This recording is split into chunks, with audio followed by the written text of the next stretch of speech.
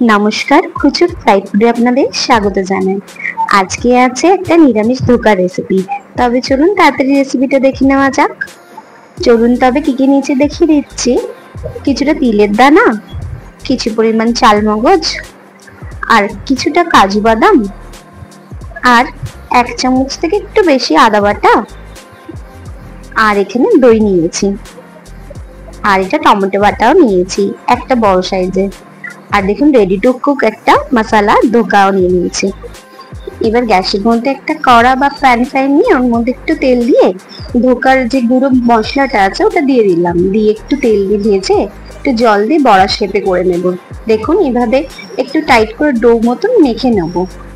একটু শক্ত করব, অল্প শক্ত, আর গরম গরম থাকতে করে নেব।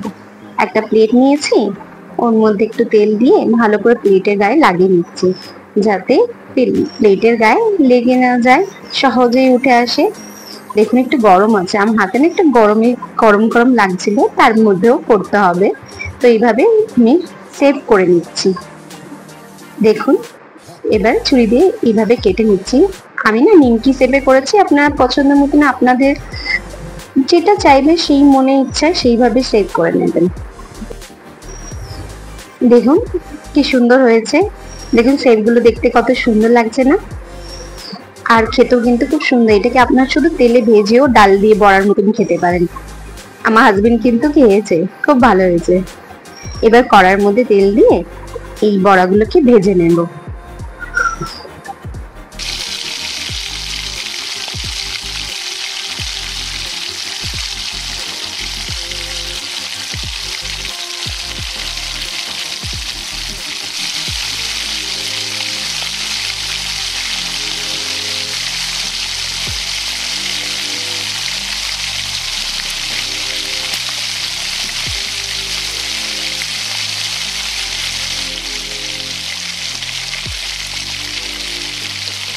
এবার বড়াগুলো কমপ্লিট ভাজা হয়ে গেলে তুলে নিয়ে সেম তেলের মধ্যে কিছু গোটা গরম মশলা দিয়ে দেবো। এবার ভাজবো। 1 চামচ আদা দেবো, টমেটো পেস্টটাও দিয়ে দেবো, দিয়ে একটু নেড়ে নেব।